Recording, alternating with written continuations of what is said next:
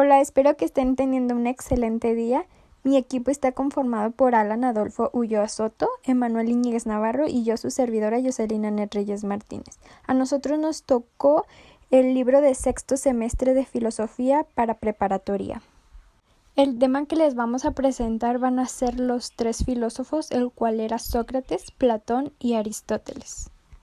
Vamos a hablar primeramente de Sócrates. ¿Pero quién era Sócrates? Pues Sócrates fue un filósofo griego nacido en Atenas 400 años antes de Cristo. Él era hijo de una partera y de un escultor. Sócrates fue una figura del capital del pensamiento antiguo y su reflexión siempre se centró en el ser humano, en la ética y sus ideas.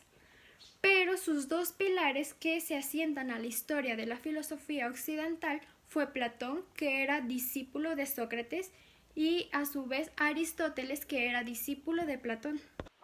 Con Sócrates pasó algo muy curioso, y es que aunque haya sido él un filósofo famoso durante toda la historia de la filosofía, él no escribió ni una sola página. Se recuerda su persona, sus ideas o su forma de ser, pero gracias a tres grandes sobresalientes que lo describen. El primero de los sobresalientes era Jenofonte, el cual era un destacado militar e historiador. El segundo era Aristófanes, el principal dramaturgo cómico de la antigüedad. Y por último, Platón, que era su discípulo, que llegaría a ser uno de los filósofos más importantes de la historia. Para Sócrates, él lo más importante no creía que eran las ideas, sino las conclusiones a lo que uno mismo llega. También su método práctico y la forma en la que él vivió. Sócrates decía que la verdad se encuentra adentro, muy en el fondo de cada hombre, y lo que uno tiene que hacer es extraerla y sacarla a la luz. Para Sócrates, la virtud es conocimiento y sabiduría, es decir, que la ignorancia era todo lo contrario de la virtud.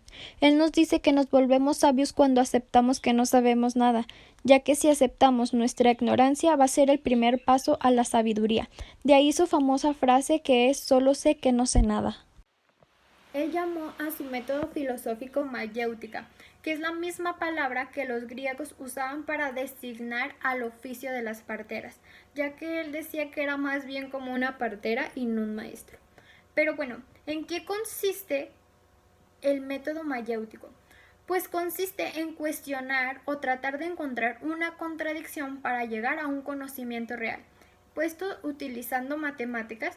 Por ejemplo, en la educación, lo que se busca es que el estudiante como el docente dominen la teoría por medio de la autorreflexión y el cuestionamiento de sus compañeros. Para que quede más claro el método mayéutico, hay un ejemplo que dice que Juan afirma que dice que yo soy el hombre más valiente del planeta Tierra. Entonces lo que hacía Sócrates era no contradecirlo, sino que le preguntaba, Juan, para ti, ¿qué es la valentía? Así, de ese modo, Juan pasaba de una afirmación soberbia a una reflexión. Y Sócrates va ayudando con preguntas cuando Juan se equivoca. Así Sócrates pregunta y así Juan da a la luz un conocimiento y reconoce que no sabe nada. Por lo tanto, Juan es un sabio. Pero sin embargo, Sócrates fue una figura que por su forma de vivir y relacionarse con los demás suscitó una gran entusiasmo en todas las personas, aunque por otro lado despertó sospechas entre tantas personas que se sentían incómodas ante sus preguntas invasivas y sus ideas novedosas y veían como una amenaza para el orden social. Y fue así que a la edad de 70 años Sócrates fue acusado de impiedad, es decir, de no honrar a sus dioses como se debe. Fue juzgado y encontrado culpable y condenado a muerte, y se le obligó a beber veneno preparado con una planta llamada cicuta. En esta imagen, como podemos observar, es la última escena de los últimos momentos de Sócrates, donde estaba rodeado de sus discípulos y admiradores mortificados, ya que bebería el veneno de esta planta y acabaría con su vida, ya que como él dio la vida por la filosofía. Como actividad para el tema de Sócrates, los alumnos van a realizar una ficha de análisis, la cual va a contener las ideas principales del tema, palabras clave, una pequeña síntesis, la idea central y la opinión acerca del contenido. También un pequeño glosario de las palabras que se les hubieran hecho interesantes o nuevas que no conocían.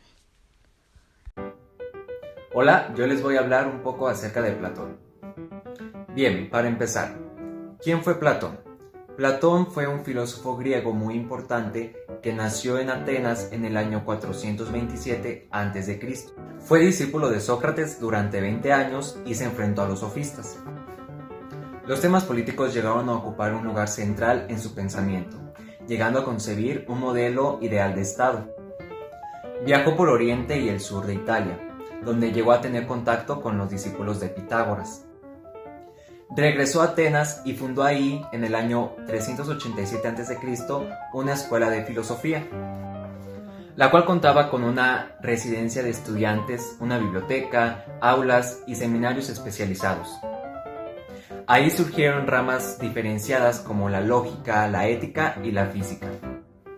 Esta escuela perduró más de 900 años hasta que fue cerrada en el año 529 después de Cristo.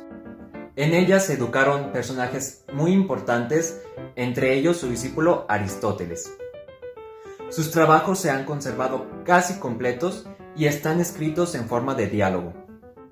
En este estilo platónico es muy característico el empleo del mito. Y para finalizar, pasó sus últimos años dando clases en su academia y murió en el año 347 a.C. a los 81 años de edad. Muy bien, yo soy su profesor Emanuel Iñiguez Navarro y ahora les voy a platicar de un filósofo muy conocido, muy famoso.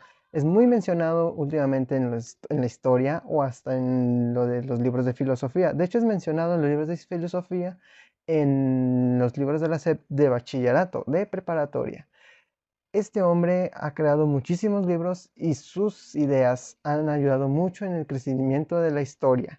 Así que vayamos a conocerlo un poquito más a fondo. Vengan y acompáñenme.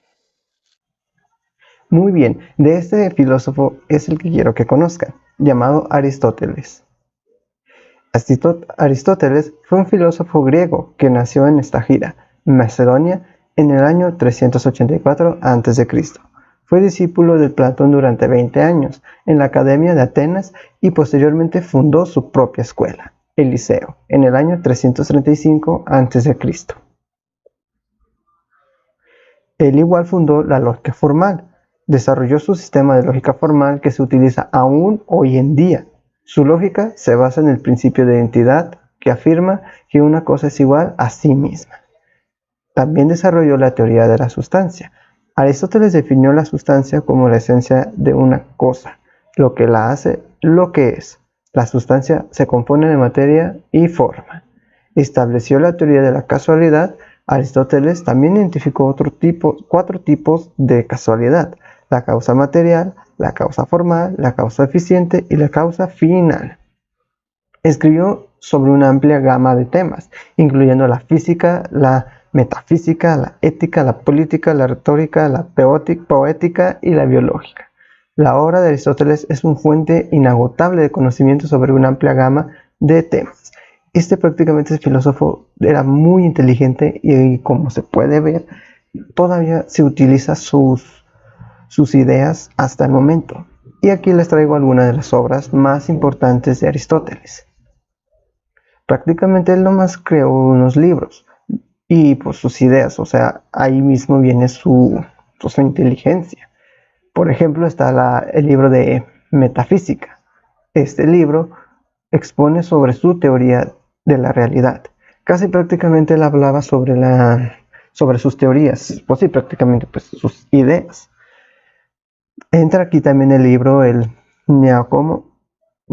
Nicómaco, en esta obra, Aristóteles expone su teoría de la ética. Como podemos ver aquí es el librito rojito. También escribió La Política. En esta obra expone su teoría sobre la política y la retórica. Aristóteles aquí expone su teoría de la retórica.